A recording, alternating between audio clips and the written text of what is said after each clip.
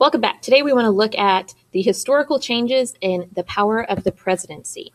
So first we need to look at the sources of presidential power. So starting off, the executive power, the President of the United States. Why did we need such a strong executive?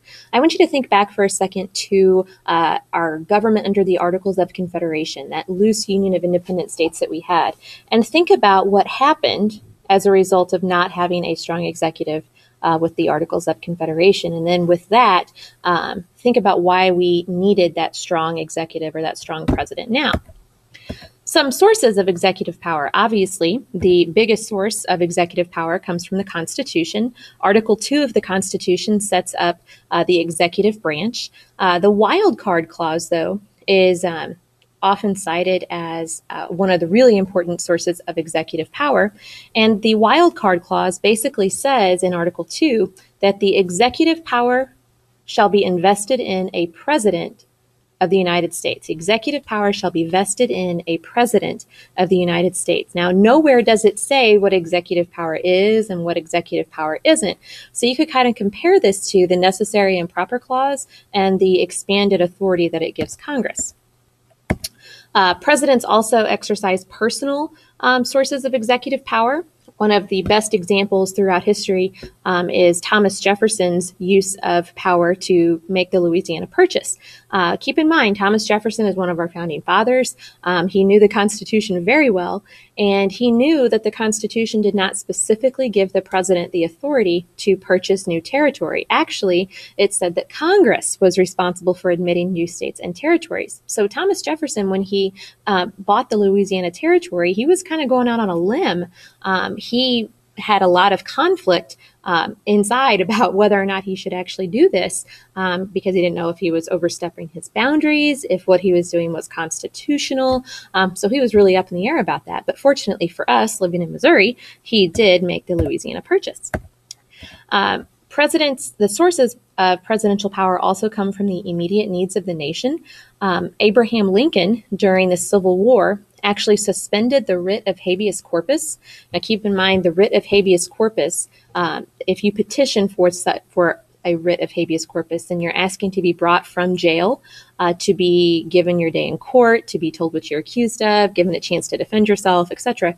So basically, Abraham Lincoln took that right away from a lot of people in the southern states, specifically Confederate officers and Confederate soldiers, basically said, no, if you're captured, you're going to be in jail. And he caught a lot of criticism for that because, number one, the Constitution specifically says that you cannot suspend the writ of habeas corpus, and it deals specifically with Congress in that regard. So Abraham Lincoln also kind of went out on a limb, and historians have kind of struggled with whether or not he was acting constitutionally. FDR also addressed the immediate needs of the nation whenever he passed a series of New Deal economic programs. If you can think back to your American history days, you talked about things like the Tennessee Valley Authority and some other of those alphabet soup programs that FDR really pushed through during his first 100 days in office.